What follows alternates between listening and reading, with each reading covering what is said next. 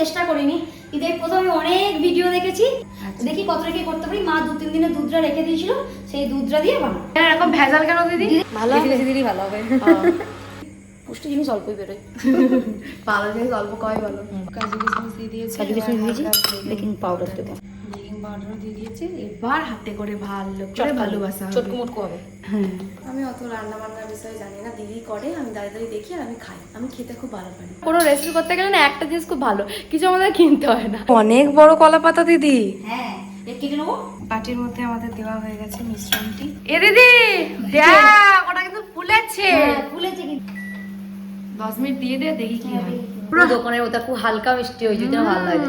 এই পরিশ্রমটা আমার মধ্যে তখন সার্থক, যখন দেখি হ্যাঁ খেতে ভালো হয়েছে। খুব ভালো হয়েছে পুরো। আজকে আমি বানাবো ছানা পোড়া। এই প্রথম আমি ছানা পোড়া বানাবো, এর আগে আমি কোনোদিন মানে ছানার কেক। ছানার কেক এর আগে কোনোদিন এরকম চেষ্টা করিনি, কিন্তু এই প্রথম আমি অনেক ভিডিও দেখেছি। ভিডিও দেখে কিন্তু সবাই দেখি চিনি দিয়ে বানাচ্ছে, আমি আজকে গুড় দিয়ে বানাবো। দেখি কতটা কি করতে পারি। মা 2-3 দিনের দুধটা রেখে দিয়েছিল, সেই দুধটা দিয়ে বানাবো। প্রথমে দুধটাকে ছানা কেটে নিতে হবে, কিন্তু ছানা কাটার জন্য আমার ভিনিগার দরকার। কিন্তু ভিনিগার কোথায়? ভিনিগার পেয়ে গেছিস? খোলা মাত্রই মিট কেস খোলা আমি মাত্রই জিজ্ঞেস করতে যে 1 চিপি দেবো জল মিশিয়ে। জল মিশিয়ে ভিনিগার? জল মিশিয়ে ভিনিগার। কেন এরকম ভেজাল কেন দিদি? ডিরেক্টলি দিতে নেই। মা ভিনিগার কি জল মিশিয়ে দেবে? ভিনিগার, হ্যাঁ ভিনিগার জল দে। কত, 1 চিপি? 1 চিপি তো হবে না, তাহলে কত দেবে?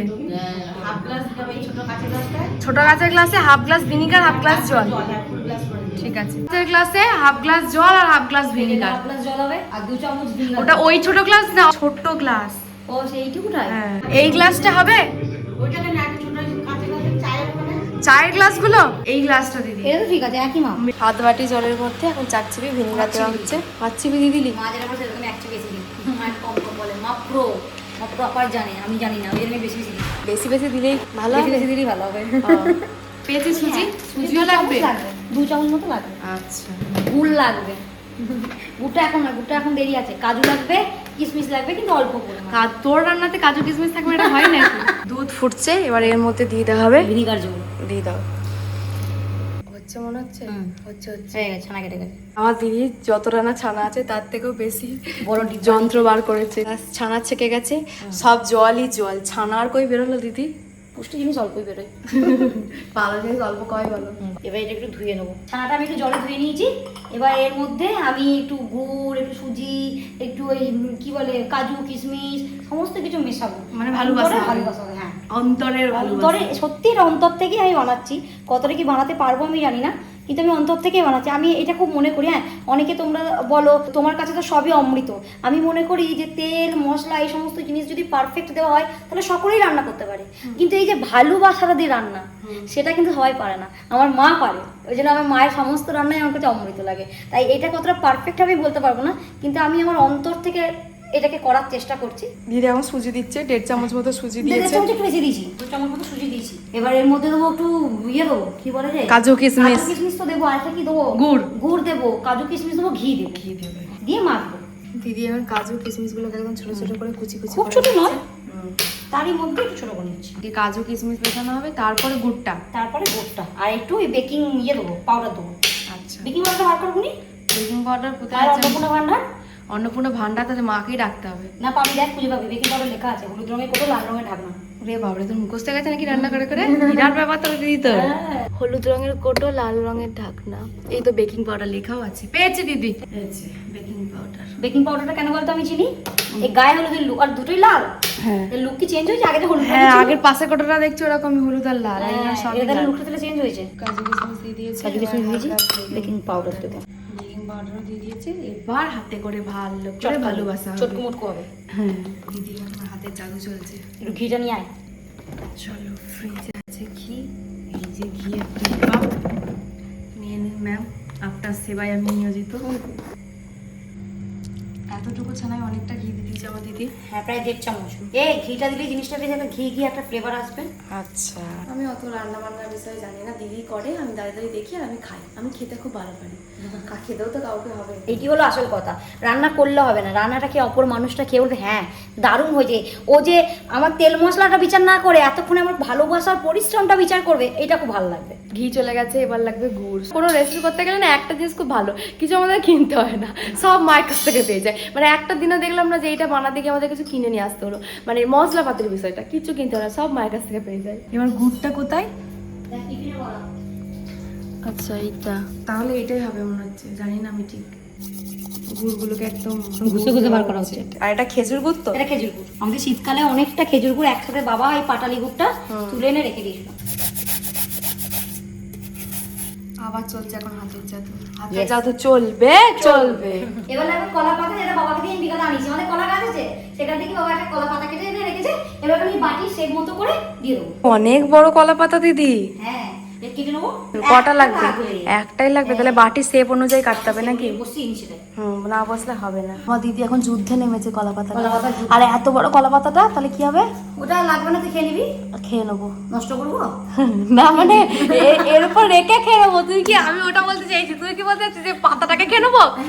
আমি বলছি যে তাহলে এটার উপর রেখে কিছু খেয়ে নেবো। আমি ভাবলাম তুই কি করবি, নষ্ট করবি কেন? না, খেয়ে নিবি। এবার এর মধ্যে কলা পাতাটা দিয়ে দেবো।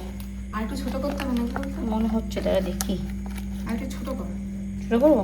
আর একটু ছোট কর। ছোট করতে করতে কত বড় কলা পাতা বাবা কেটে নিয়ে এসছে। আর কইটুকু লাগবে? আরো নালে আছে যদি এটা না হয়। দেখি এটাই। আরে আমি এরকম বলবো, বাটিটাকে বসে গোল করে কাট, ওরকম করিস না, বাটিটাকে বসা। এই পাতাটাই হয়নি, তাই এখন বাটি বসিয়ে পাতা কাটা হচ্ছে। হ্যাঁ, ওরকম আস্তে আস্তে ধৈর্য ধরে একটুখানি কাট। কলা পাতা সাইড থেকে ফেটে যাওয়ার খুব ভয় লাগে। খুবই ভালো। দেখ ভালো হয়েছে গোল পাড়া। গোল করা হয়ে যাবে। হ্যাঁ, বললাম না, ওটাই সুবিধা হবে। ছুরিটাকে তোল। হ্যাঁ বাবা, এই যন্ত্রকে আগে সরা। এইবার বাটিটা পুরো মাপের হয়েছে। হ্যাঁ, এবার মাপের মতো এটা খুব ভালো। এবার প্রথমে ঘি দিতে হবে। হ্যাঁ, ওই বাটিটার মধ্যে বুলাতে হবে নাকি? ঘিটা আমাদের জমে গেছে বলে হাতে করে এরকম করে বুলিয়ে নিচ্ছি। মিশ্রণটাই বাটিতে যাওয়ার আগে একবার দিদি ভালোবাসা করে নিচ্ছে। ভালোবাসা করে নিচ্ছি, সব যেন ভালো হয়। খুব ভালো হবে। তাহলে এই টাইপের জিনিস দিদি প্রথমবার বানাচ্ছে, কেক টাইপের জিনিস। ওই জন্য ভয়টা লাগছে। খুব ভালো হবে। ভালো হবে বলবনি? খুব ভালো হবে। বাটির মধ্যে আমাদের দেওয়া হয়ে গেছে মিশ্রণটি। এবার মাইক্রোওয়েভে যাওয়ার অপেক্ষায়। আজ তোমার পরীক্ষা, ছানা গুড় একসঙ্গে তুই কি করছিস দেখবো আমরা এবার। ভালো হবে রে উনি। খুব ভালো হবে। তুই তো চিন্তা করছিস কেন? তোর বানানো খাবার কোনোদিনও খারাপ হয়েছে? কোনোদিনও খারাপ হয়নি। খুব ভালো হবে। জিন্দাবাদ দিদি, জিন্দাবাদ। এর উপরে আমি একটু ঘি দেবো, কিন্তু এই ঘিটাকে আমি একটু গরম করে নেবো গ্যাসে। আমি মাইক্রোওভেনটা 2 থেকে 3 মিনিট গরম করে নিয়েছি। এবার কনভেকশন মোডে দিয়ে 180 ডিগ্রি করে 30 থেকে 35 মিনিটের মধ্যে দিয়ে দেবো। দিয়ে দাও, সব ভালো হবে। শুরু হয়ে গেছে। ওরে মা, খুব ভালো হবে। ও তখন থেকে ওই দিকেই তাকিয়ে বসে আছে। আসলে আমি যাদের যাদের দেখেছি, ওনারা সবাই ওই কেক বানানোর যে ইয়েগুলো হয় না, সেগুলোতে বানাচ্ছে। এবার আমাদের ঘরে তো এরকম নেই, আমরা তো কোনোদিন কেক বানাইনি, তাই আমি কাঁচের ইয়েতে দিয়েছি, বাটিতে দিয়েছি। যদিও কাঁচের বাটিতে মাইক্রোওভেন ইউজ করার জন্য, কিন্তু মা এখন ইউজ করেনি বাটিটা। আবার দোকানদার বলেছে এটা মেলা থেকে কিনেছি তো, সেই জন্য আরো বেশি ভয় লাগছে। ভয় লাগবে। ভালো হবে তো মনে হয়। খুব ভালো হবে। আমি অনেকটা আশা নিয়ে বানাচ্ছি। হ্যাঁ, তুই এতটা আশা নিয়ে বানাচ্ছিস বলেই জিনিসটা ভালো হবে। কিচ্ছু হবে না। ওর দিকে তাকিয়ে থাকতে হবে না, এখন অনেক দেরি, পালিয়ে আয়। ওর মতো ভালো হবে। এ দিদি দেখ, ওটা কিন্তু ফুলেছে। ফুলেছে কিন্তু বল, এবার ভিতরটা একটু কাঁচা আছে, কারণ ওই তলা দিকটা দেখ, তাহলে বুঝতে পারবি একটু কাঁচা আছে। তলা দিকটা আর 10 মিনিট দে দিদি। 8-10 মিনিট দিই বল। হ্যাঁ, তারপরে বুঝে যাবে, তারপর রেডি হয়ে যাবে, প্রপার ভাবে রেডি হয়ে যাবে। তাই 8-10 মিনিট। 10 মিনিট দিয়ে দে। না, এটা বার করে একটু দেখবো। আমার মনে হয় 10 মিনিট লাগবে। কালারটাও তো হতে হবে একটু পোড়া পোড়া। ওটা নিচের দিকে কালারটা হবে পোড়া পোড়া। তো নিচের দিকটা এখন হয়নি, খেয়াল কর ভালো করে। আমি তো দেখি, দেখতে পাচ্ছিস? কলা পাতার জন্য তো ভালো করে দেখতে পাচ্ছি না রে। এই মাঝখানটা তো সাদাই থাকে। হ্যাঁ হ্যাঁ হ্যাঁ। সানার কেকে মাঝখানটা সাদা থাকে না? তাহলে কি করবি, তুলে নিবি? আবার বার করে বলছিলাম দেখি। বার করে দেখবিটা কি করে? কিছু একটা সেই ঢুকিয়ে। উপরের কালারটা খুব সুন্দর এসছে, দেখে তো মনে হচ্ছে হয়ে গেছে, কিন্তু আর 10 মিনিট দিতে হবে নাকি বুঝতে পারছি না। প্রথমে ভাবছিলাম যে দিতে হবে, কিন্তু বার করার পর তো মনে হচ্ছে যে হয়েই গেছে। আর উপরের কালারটা কিন্তু বেশ দারুণ এসেছে। আবার 10 মিনিটের জন্য দেওয়া হচ্ছে। উপরটা তো হয়ে গেছে, কিন্তু ভেতরটা বোঝা যাচ্ছে। 10 মিনিট দিয়ে দে, দেখি কি হয়। ঠিক আছে, 10 মিনিট শেষ হয়ে গেছে। এবার নামিয়ে দেবো, এবার হয়ে যাবে। আমি বুনিকে বলছি, বুনি দোকানে যে ছানার কেকগুলো সেগুলো মাঝখানটা তো সাদাই থাকে, তাই না বল? খুলে দেখা যাক কি হয়েছে। এবার প্রপারলি উপরে কালারটা এসছে। দেখ, আমি বললাম না আর 10 মিনিট দিলেই হয়ে যাবে। সুন্দরভাবে হয়ে গেছে, পুরো কালারটাই চলে এসেছে। কালারটা এসছে বল। আর 10 মিনিট ওই জন্যই দেয়া, আর দিস না। এবারে ঠিক আছে, এবার এটাকে ফ্রিজে ঢোকাতে হবে। ঠান্ডা হতে হবে। ঠান্ডা হয়ে প্লেটে ট্রান্সফার করে তারপর ফ্রিজে ঢোকাবো। আমার দিদির যে ধৈর্য কম, তা আমার দিদি আবার প্রমাণ করেছে। ছানার কেকটা ফ্রিজে ভরা ছিল, উনি বলে কাট। আমি সেটাকে ফ্রিজ থেকে আবার বাইরে বার করলাম না, এটা ফ্রিজ থেকে কিছু নর্মাল রিতে রাখতে হবে, ঘরের তাপমাত্রা রাখতে। বলো ঠিক আছে।